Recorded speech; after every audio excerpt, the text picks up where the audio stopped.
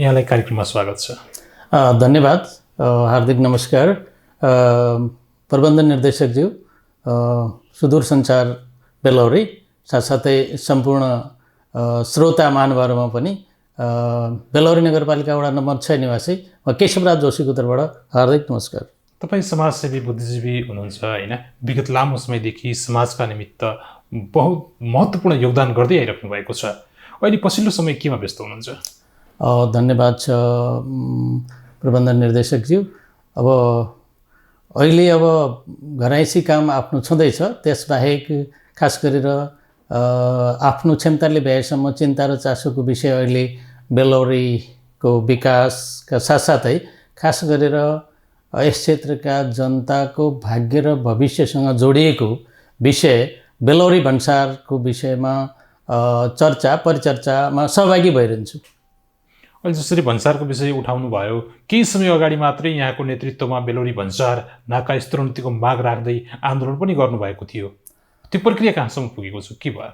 अब त्यसमा खास गरेर स्तरोन्नति को लागि त सबैको प्रयास छ, सबैको चाहना पनि छ। यहाँसम्म कि राज्यका ठुला दलहरूका शीर्ष नेताहरूले शीर्ष स्थानबाट नै स्तरोन्नतिको लागि बाचा गरेका, कबुल गरेका तमाम उदाहरणहरू छन् र हामी त्यो बाचा र वचनलाई यहाँको जनताले बिर्सेको छैन। उदाहरणकै लागि सम्मान्य प्रधानमन्त्री पुष्पकमल दाहाल प्रचण्डज्यूले गत 79 वैशाख 24 गतेको दिनमा बेलौरी छोटी भन्सारको स्तरोन्नति निर्वाचनको लगत्तै सरकारकै पहलमा हुन्छ भनेर बाचा गर्नुभएको थियो। त्योभन्दा पूर्व 10 वर्ष पहिले पनि उहाँले प्रतिनिधि सभाको निर्वाचनमा पनि त्यस्तै किसिमको बाचा गर्नुभएको थियो र साथसाथै प्रतिपक्षी दलका नेता नेकपा एमालेका अध्यक्ष मान्य खड्गप्रसाद ओलीज्यूले पनि गत वैशाख 79 को वैशाख 27 गते बेलौरीको खुला मञ्चबाट चुनावी आमसभामा यस्तै किसिमको वचनबद्धता गर्नुभएको थियो र त्योभन्दा पूर्व पटक पटक नेपाली काङ्ग्रेसका सभापति एवं पूर्व प्रधानमन्त्री मान्य शेरबहादुर देउवाज्यूले पनि जनताका सामने चुनावी आमसभामा वा व्यक्तिगत भेटघाटमा पनि कार्यकर्ता भेटघाटमा पनि पटक पटक स्तरोन्नतिको लागि बाचा गर्नुभएको, पहल गर्नेछु भन्ने कबुल गर्नुभएकै हो। तर सबै कुरा दुर्भाग्यवश कहाँ कसरी हो, अहिलेसम्म त्यो पहलको त एकातिर छँदैछ भनेपछि विगत लामो समयदेखि बेलौरी भन्सार तालाबन्दीमा एक किसिमले हतकडी लगाएको छ र त्यो एउटा भन्ने हो भनेपछि बिरामी कोमामा भए जस्तै पुर्याइएको छ। त्यो कसरी भयो, कसले गर्यो, किन गर्यो, कुन अख्तियारीले गर्यो भन्ने कुरा धेरै ठुलो चिन्ता र चासोको विषय छ र यो तालाबन्दीको विषयमा यहाँका जनताले, यहाँका सचेत वर्ग सबैले घोर आपत्ति पनि जनाएका छन्, घोर निन्दा पनि गरेका छन्। यहाँका जनतालाई अवगत नै छ, बेलौरीको खुला मञ्चमा चाहिँ चुनावी सभामा विभिन्न शीर्ष दलका नेताहरूले चाहिँ बेलौरी भन्सार स्तरोन्नतिको बारेमा चाहिँ बोल्नु भएको थियो। तर यो चुनावका बेला एजेन्डाका रूपमा बोल्ने तर काम नगर्ने प्रवृत्तिका विषयमा के भन्नुहुन्छ? अब यसमा जिम्मेवार नेताहरूले कार्यकारी प्रमुख भइसकेको प्रधानमन्त्री त सम्हाल्नु भएको व्यक्तित्वहरूले पनि त्यो बाचा गर्नुभएको कबुल अगाडि बढेन भने त्यसमा उहाँ मात्र जिम्मेवार हुनुहुन्न। उहाँका स्वकीय सचिव, उहाँको कार्यालय, नेपाल सरकारको सम्बद्ध निकाय, सम्पूर्ण सरकार, साथसाथै सम्बन्धित अहिले दलीय व्यवस्थामा सम्बन्धित पार्टीका अरू नेताहरू पनि सबैको जिम्मेवारी हो। तर कहाँनिर के चुक भएको छ र यो कसले किन अब त्यो चुनावी आमसभामा बोलेर पछि झुटो साबित गर्ने अथवा जनतामा एक किसिमले निराशा फैलिने अथवा अविश्वास फैलिने काम किन भएको छ, यो धेरै ठुलो गम्भीर विषय भएको छ। काम नगर्ने प्रवृत्तिका बारेमा एउटा बुद्धिजीवीको हैसियतले उहाँलाई के सन्देश दिनुहुन्छ, के भन्नुहुन्छ? अब उहाँहरू यो हाम्रो देशको एउटा चाहिँ दुःखद परिवेश भनौँ, एउटा चाहिँ चिन्ताको विषय भनौँ। के हो भनेपछि हाम्रो देश प्राकृतिक दृष्टिकोणले विश्वको धनी देश हुनुपर्नेमा प्राकृतिक दृष्टिकोणले धनी भए तापनि अत्यन्त गरिब एलडीसीको सूचीमा छ।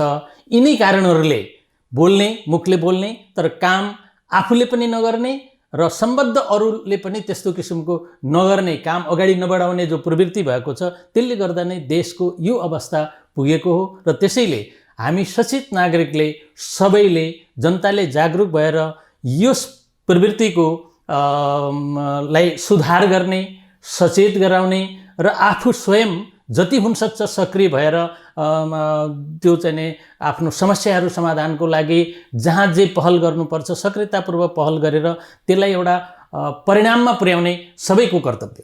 अहिले हामीलाई हेरिरहनुभएका र सुनिरहनुभएका तमाम चाहिँ दर्शकबिनलाई यो बेलौरी छोटी भन्सारको पृष्ठभूमिको बारेमा थोरै जानकारी गराइदिनुहोस् न। अब यो प्रबन्ध निर्देशकज्यू, यो बेलौरी छोटी भन्सार एउटा ऐतिहासिक भन्सार हो। यो विक्रम सम्वत 1917 देखि 2019 साल अर्थात् 103 वर्षसम्म यो कञ्चनपुर र कैलालीको मुख्य नाका भन्सार हो। र यसमा त्यसपछि जब बेलौरीबाट कञ्चनपुरको सदरमुकाम विस्थापित भयो त्यसपछि यहाँको शान्ति सुरक्षा र विविध कुराहरू ओझेलमा पर्नु स्वाभाविक थियो। तर भन्सारको पनि केही निकासी पैठारीका सिद्धान्तहरूमा पनि हेरफेर र समसामयिक परिवर्तन भएअनुसार यहाँको चाहिँ भन्सारले आफ्नो गतिविधि सञ्चालन गराउन नसकेको, यातायातको अवस्था निरीह रहेको अथवा एकदमै न्यून रहेको अवस्थाले त्यसरी चाहिँ यसको जुन निकासी पैठारी क्षेत्रमा बाधा व्यवधानहरू भएका हुन् र यसलाई एउटा छोटी भन्सारमा परिणत गरिएको हो। र त्यसपछि अहिले कुन समयदेखि हो, कहिलेदेखि हो, यो यसको चाहिँ भन्सारको चाहिँ कार्यालयमा नै नेपाल सरकार अर्थ मन्त्रालय, भन्सार विभाग, कैलाली भन्सार कार्यालय, बेलौरी छोटी भन्सार कञ्चनपुर लेखिएको साइनबोर्ड छ। यो अत्यन्त विडम्बनाको विषय छ र यो कञ्चनपुरका जनता, जनप्रतिनिधिमूलक संस्थाहरू र यहाँको सरकारी सम्बद्ध निकायहरूलाई पनि नजरअन्दाज कसैले गरेको जस्तो छ। यो षड्यन्त्रमूलक भन्नुपर्ने अवस्था आएको छ किनभने तालाबन्दी भएको छ। तालाबन्दीको लागि कैलाली भन्सार मार्फत यसलाई अवश्य पनि राखिएको थिएन होला अथवा त्यस्तो किसिमको अख्तियारी कैलाली भन्सारले बेलौरी छोटी भन्सारको रेखदेख, नियमन सहजीकरणको लागि जिम्मा दिएको थियो होला र यसलाई चाहिँ एउटा चाहिँ यसको अस्तित्व नै मेटिने गरेर एकातिर साइनबोर्ड खडा गरेर जीवित नै राख्ने, अस्तित्व कायम छ भन्ने एउटा चाहिँ प्रस्ट्याउने, तर अर्कोतिर चाहिँ तालाबन्दी गर्ने जुन काम भयो यो अख्तियार नपाएको कुरा कैलाली भन्सार कार्यालय छ। त्यसको लागि खोज छानबिन हुनुपर्छ र यो कसले निर्देशन गर्यो कैलाली भन्सार कार्यालय? यो अख्तियारी भन्सार विभागका महानिर्देशकज्यूले दिनुभयो या सरोकारवाला अर्थ मन्त्रालयले दियो या नेपाल सरकारले नै निर्णय गर्यो? यो एउटा खोजबिनको विषय भएको छ। यो अत्यन्त चाहिँ चासोको विषय भएको छ। खोजबिन हुनुपर्छ र मूल कुरा त के हो भने तालाबन्दी तत्काल खुल्नुपर्छ र यो भन्सारलाई त्यति मात्रै होइन, यसको 21,555 वर्गमिटर जो जमिन छ र आफ्नै स्वामित्वको 3वटा भवन छ।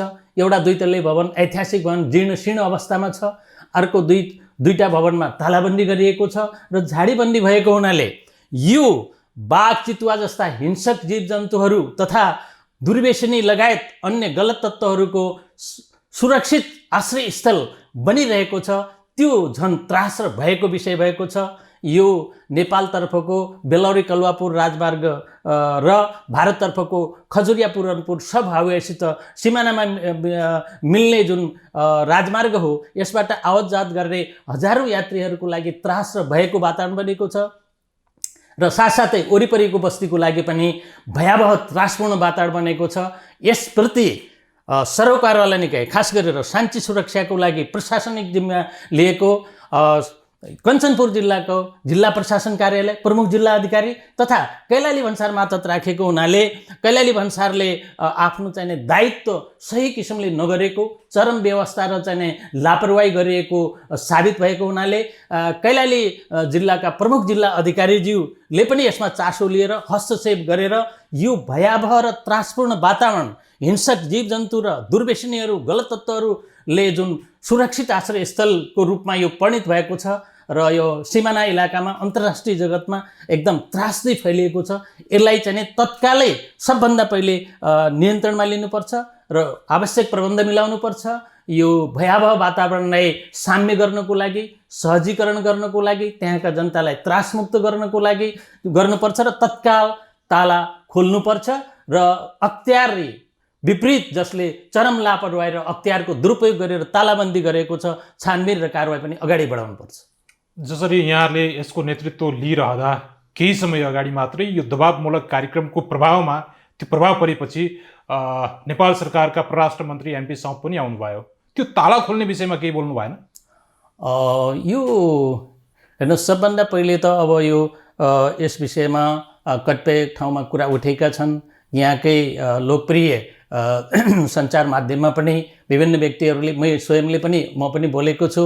र अस्ति यो 8 गते को बिहान जुन एउटा स्वतः स्फूर्तमा यहाँका उद्योगी, व्यापारी र आम जनताहरूले जुन एउटा केन्द्रीय नेतृत्वलाई, सरकारलाई, सम्बन्धित निकायलाई झकझकाउने हिसाबले जुन एउटा विरोध कार्यक्रमको आयोजना गर्यो, यो प्रचण्ड गर्मीमा यो बजारको यो चाहिँ भीम स्मारकको पिपल चौतारादेखि लिएर भन्सारसम्म झन्डै 3.5 किलोमिटर टाढा जुन पैदल चाहिँ नारा जुलुसका साथ चाहिँ जुन विरोध प्रदर्शन भयो, त्यसमा यहाँले भन्नुभएको मेरो नेतृत्वको लागि त धन्यवाद छ। मेरो आफ्नो मात्रै नेतृत्व होइन, यहाँको जनताको स्वतः स्फूर्त एउटा चाहिँ बनेको वातावरण हो। त्यसमा सहजीकरणको भूमिका मैले पनि निर्वाह गरेको हुँ, सहभागी भएको हुँ। र त्यो अत्यन्त चाहिँ एउटा यसलाई चाहिँ उजागर गर्नको लागि, एउटा सचेत गराउनको लागि राम्रो चाहिँ सफल कार्यक्रम भएको मलाई पनि महसुस भएको छ। र तत्पश्चातै हाम्रो नेपाल सरकारका माननीय परराष्ट्र मन्त्री आदरणीय यो नारायण प्रसाद साउदज्यू पनि यहाँ आफ्नो चाहिँ भ्रमण विशेषमा पहिलो पटक चाहिँ गृह जिल्लाको भ्रमणमा पाल्नु हुँदा बेलौरी बजारमा पनि आउनुभयो र भन्सारसम्म पनि पुग्नुभयो। के भनेर जानुभयो? उहाँले त्यो विषयमा त्यहाँको तालाबन्दीको जुन दृश्य थियो त्यसलाई आफूसहित उभिएर अनि कैलाली भन्सार माथत राखेको जुन साइनबोर्ड थियो त्यहाँ उभिएर त्यो एउटा चाहिँ तस्बिर खिचाउने, फोटो खिचाउने काम पनि भयो। त्यसले नै चाहिँ केही चाहिँ बोल्छ त्यो तस्बिरले। त्यसबाहेक यो प्रोसेसमा, प्रक्रियामा जान्छ र यसको समस्या समाधान हुन्छ भन्ने कुरा पनि अभिव्यक्ति दिनुभयो। सरकारले चाह्यो भने ताला तुरुन्तै खुल्छ नि? सरकारले चाह्यो भने ताला तुरुन्तै खुल्नु पर्ने हो, तर धेरै दिन भयो। त्यो 18 गतेको घटना हो, मन्त्रीजी उपस्थित भएको पनि। यसको दोषी को? यसको दोषी कैलाली भन्सार र अहिलेसम्म वर्ष दिनभन्दा बढी समयसम्म यो ताला बन्दी रहनुमा नेपाल सरकार स्वयं र सम्पूर्ण जसले थाहा पाएको छ, जसले यसलाई चाहिँ ताला खोल्नमा भूमिका निर्वाह गर्नु भएन भनेपछि नेपाल सरकारको प्रतिनिधित्व हुँदा समेत यहाँ ताला खुलेन। अब यसको मेसेज के जान्छ? यसको मेसेज अब यो बेलौरी क्षेत्रको, यस क्षेत्रको जनताको भाग्य र भविष्यसँग खेलवाड गरेको कुरा हो र यसले गर्दा अब झनै नैराश्यता र झनै विरोधको कार्यक्रम उजागर हुन्छ र यो सशक्त रूपले यहाँको जनताले सङ्घर्षमा उत्रिनुपर्छ भन्ने मेरो व्यक्तिगत मान्यता हो। साथै छिटोभन्दा छिटो सरकारवाला, खास गरेर चाहिँ यो कैलाली भन्सारले ताला लगाएको हुनाले कैलाली भन्सारबाट नै ताला खुलाउनुपर्छ। त्यहाँको चिफले, कैलाली भन्सारको प्रमुखले कसबाट अख्तियारी पाउनुभयो? भन्सार विभागका निर्देशकज्यूबाट या मन्त्रीज्यूबाट या चाहिँ नेपाल सरकारबाट? होइन भने भन्सार व्यवस्थापन र सञ्चालनको ऐन नियम विनियम अन्तर्गत गरेको हो भनेपछि त्यो दफा उदफा कुन ऐन नियम विनियम अन्तर्गत टेकेर उहाँले चाहिँ तालाबन्दी गर्नुभएको हो, गराउनु भएको हो, त्यसको सार्वजनिक सूचना र प्रस्टिनुपर्छ र त्यसपछि अगाडि के गर्नुपर्छ भन्ने फेरि यहाँको जनताले, सचेत नागरिकले सोच्ने नै छन्। अन्य विकास निर्माणका सवालमा यहाँहरूले बेला बेलामा खबरदारी गरिराख्नु भएको छ होइन? हुलाकी सडक पनि अलपत्र अवस्थामा छ। यो पनि एउटा गम्भीर विषय भएको छ। यो विकास निर्माणको लागि यसले अवरुद्ध गरेको छ, यो अलपत्र परेको छ। सुन्नमा आउँछ ठेकदार सम्पर्कमा छैनन्, तर ठेकदार सम्पर्कमा छैन, तर यो त राज्यले दिएको ठेका हो, सडक विभागले दिएको ठेका हो र 2073 सालमा चाहिँ ठेका भएको हो। 73 साल माघ, मलाई तिथिमितिको कुरा अलिकति कन्फ्युज भयो, मलाई लाग्छ माघ 9 गते यसको शिलान्यास पनि भएको हो र यसको चाहिँ 3 खण्डमा यो डोके बजार मोहनादेखि लिएर बेलौरी र बेलौरीदेखि बेलडाँडी, बेलडाँडीदेखि दैजीसम्मको यो 60-62 किलोमिटरको जुन ठेक्का भएको थियो, त्यसमा मलाई लाग्छ यो डोके बजारदेखि बेलौरीसम्मको त लगभग धेरै काम पुरा भएको हामीले अनुभव गर्छौँ। त्यसको गुणस्तरीयको कुरा प्राविधिक दृष्टिकोणले कस्तो छ भन्न सक्दैनौँ हामी, तर हेर्दाखेरि त्यसलाई चाहिँ नि उपभोग गर्दाखेरि त्यो पुरा हुने क्रममा छ। केही कारणले कुनै ठाउँमा जस्तो रोके बजारमा सायद सालका रुखहरूको कारणले ढिला भएको हो कि के हो। र यतापट्टि जुन चाहिँ जो बेलौरदेखि बेलडाँडीको जुन छ यो क्षेत्र अल्पत्र परेको छ। आज ठेक्का भएको 6-7 वर्ष भइसक्यो, जबकि 24 महिनामा यो पुरा हुनुपर्नेमा यो गम्भीर विषय छ। यसमा चाहिँ नै सडक विभागले नै ठेक्का गरेको हो। नेपाल सरकार, सडक विभाग वा सम्बद्ध निकायहरू यो कहाँ के भएको छ त्यसरी कहीँ चाहिँ ताला लाग्ने, कहीँ चाहिँ काम अलपत्र पर्ने, यहाँको चाहिँ भाग्य र भविष्यको यहाँले कुरा गरिरहँदा यो क्षेत्रबाट प्रतिनिधित्व गर्ने सांसद, नेता, स्थानीयदेखि प्रदेश सङ्घसम्मका नेताहरूलाई यहाँका जनताले खबरदारी गरिरहँदा उहाँहरू के भन्नुहुन्छ? अब यो प्रश्न अब जायज छ, किनभने यसमा अग्रसरता देखाउनु पर्ने, यो समाधान हुनुपर्नेको लागि विभिन्न किसिमको पहल गर्नुपर्ने, जुन स्तरको कारवाही गर्नुपर्ने त्यसमा अग्रणी भूमिका निर्वाह गर्नुपर्ने त उहाँको दायित्व नै हो, कर्तव्य नै हो। तर उहाँले जनताले त तपाईँहरू काम गर्नुहोस् भनेर पठाएको हो नि त। हो, जनताले त्यही भएर चाहिँ काम गराउने जिम्मा र दायित्व उहाँको पनि हो। उहाँको बिल्कुलै हो, उहाँको चाहिँ पूर्ण दायित्व हो। र अब त्यस विषयमा चाहिँ उहाँहरूले के गरिरहनु भएको छ भन्ने कुरा त अब यो 7-7 वर्षसम्म चाहिँ त्यो त्यतापट्टि त्यो सडक अल्पत्र परेको छ त्यसले प्रमाणित भयो।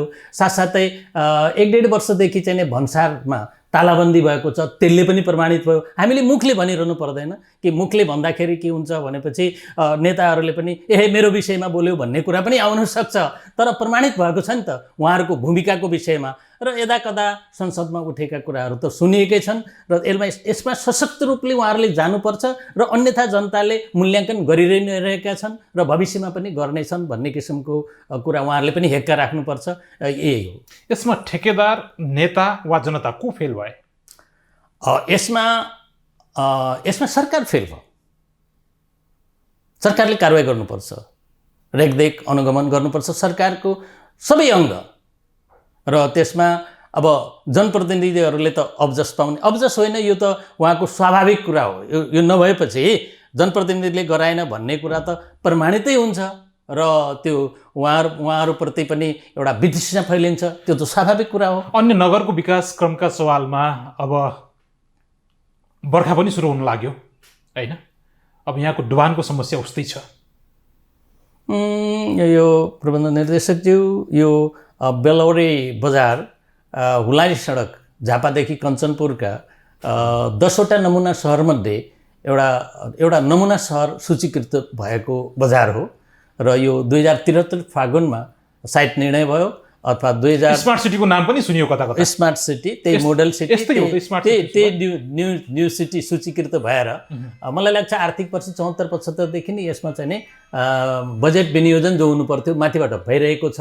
र यो बेलौरी जो नमुना सहर सूचीकृत भएको छ त्यसको नगर विकास समिति जुन छ, योजना बनाउने, योजना माग गर्ने सम्पूर्ण चाहिँ दायित्व बेलौरी नगर विकास समितिलाई छ। र वर्तमान चाहिँ प्रावधान नियमावली अनुसार के छ भनेपछि सम्बन्धित नगरपालिकाको प्रमुख नै त्यसको अध्यक्ष हुनुहुन्छ र त्यहाँको प्रमुख प्रशासकीय अध्यक्ष के अरे प्रमुख सदस्य सचिव हुनुहुन्छ। र यसका समयमा बैठकहरू नबसेका कुराहरू हामी सुन्नमा आउँछौँ। बैठक नै बस्दैन भनेपछि योजना बन्न सक्दैनन्, योजना पेश हुन सक्दैनन्। र मलाई त लाग्छ कहिलेकाहीँ त अब बैठक चाहिँ 1-1.5 वर्षमा बसेका छन् भन्ने पनि म सुन्छु, कति सत्य हो। र मलाई लाग्छ अहिले गत वैशाख जेठ 1 वर्ष हुँदैछ, 1 वर्ष भइसक्यो नयाँ निर्वाचित भएको। मलाई लाग्छ समितिले पूर्ण आकार प्राप्त गरेको छैन। यसमा कसलाई चाहिँ के भन्ने, कसलाई दोष दिने? यो नियमकै कुरा हो, यो ऐनमा उल्लेख कुरा छ। प्रत्येक कम्तीमा 2 महिनामा एउटा बैठक बस्नुपर्छ। कति बैठक बसेका छन् त्यो अभिलेखले थाहा होला। मलाई लाग्छ बैठकहरू धेरै कम, 6 महिना, वर्ष दिन, 1.5 वर्षमा बस्ने गरेका छन् भनेपछि यो बजारको स्थिति जुन छ, सरकारले चाहिँ गर्नुपर्ने, योजना पारित गर्नुपर्ने, दिनुपर्ने, सञ्चालन गर्नुपर्ने कुरामा अब कतिको चाहिँ प्रभावकारिता, कतिको चाहिँ सफलता प्राप्त गरिरहेको छ, देखिएको छ। विकास क्रम दिन प्रतिदिन बढ्दै जाने कुरा हो होइन? यो बेलौरीको सवालमा हिजो र आजको दिनमा के फरक पाउनुहुन्छ? अब हिजो र आजको दिनमा अब यो बेलौरी ऐतिहासिक क्षेत्र हो, कैलाली कञ्चनपुरकै पुरानो सदरमुकाम हो र यो अब तुलना गर्दाखेरि यहाँ भन्सारकै कुरा फेरि आउँछ। विराटनगर, वीरगञ्ज, बेलिया, भैरवापछि नेपालगञ्ज पछिको नेपालगञ्जलाई उछिन्ने किसिमको भन्सारको यो भौगोलिक सांस्कृतिक अवस्था सबै हुँदाहुँदै पनि यहाँ तालाबन्दी रह्यो भने अब यसको अवस्था बेलौरीको अस्तित्व पनि त लुटियो नि। अस्तित्व नै मेटियो भनेपछि अब के भन्ने। यो कलपुर बेलौरी राजमार्ग 2034-35 सर्वे भएको, एलाइनमेन्ट भएको र अहिलेसम्म पनि 5 किलोमिटर राष्ट्रिय निकुञ्ज शुक्लाफाटा राष्ट्रिय निकुञ्जको 5 किलोमिटर सडक अल्पत्र छ। अल्पत्र मात्रै छैन, सडकमा एउटा सामान्य 4 पाङ्ग्रे जीपसित साइकल क्रस हुँदैन, मान्छे क्रस हुँदैन भनेपछि हिंसक जीव जन्तुहरूले आक्रमण गरेमा त्यहाँ पत्तो नै नलाग्न सक्ने अवस्था छ। त्यति मात्रै होइन, त्यस क्षेत्रका लाखौँ करोडौँ घाँसपातदेखि लिएर रुख बिरुवाहरूका अरबौँ असङ्ख्य पात पतङ्गहरू यो सुक्खा मौसममा त्यो धुलो उडेर धुलाम्य भएर हरियोपना पनि त्यसमा हुँदैन भनेपछि सकसमा हुन्छ। र त्यहाँभित्र बस्ने जुन शुक्लाफाटा राष्ट्रिय निकुञ्जको चरण गर्ने जुन जीवजन्तुहरू छ उनीहरूलाई सकस छ। उनीहरू अक्सिजन सास फेर्न पाउँदैन, घाँस चर्न पाउँदैन, आराममा पनि छन्। यात्रीहरूलाई पनि त्यही सकस। त्यहाँ चाहिँ जुन गुड्ने सवारी साधन छ त्यसमा पनि सकस। त्यहाँ चाहिँ सुरक्षाकर्मीले जो गस्ती गर्छ उनीहरूलाई पनि सकस छ। तर सबैलाई सकस हुँदाहुँदै पनि त्यो त्यस्तो अवस्था भएको छ। यसमा कसलाई दोष दिने? यसमा चाहिँ नि यहाँहरूले चाहिँ जसरी तपाईँले बेला बेलामा आर्टिकल पनि लेख्ने गर्नुभएको छ, विभिन्न पत्र पत्रिका स्थानदेखि राष्ट्रिय माध्यम समेत यहाँको चाहिँ आर्टिकल चाहिँ प्रकाशित हुन्छ होइन। अब जस्तो यो शुक्लाफाटाको कुरा गरिरहँदा हजुर, शुक्लाफाटा आरक्षी पीडित 2058 सालमा विस्थापित आरक्षी पीडितको अवस्था आज पनि उस्तै छ। समस्याकै कुरा गरिरहँदा समस्यामाथि समस्याको थुप्रो लागेको छ, यो चाङ लागेको छ। समस्या समाधान भन्दा पनि समस्यामाथि समस्या थप्दै जाने रीति र सञ्चालकहरूले जिम्मा पाएका निकायले त्यस्तो काम गरेको। यसको लागि सही नेतृत्व छनौट गर्नु यहाँको जनताको पनि कमजोरी होइन?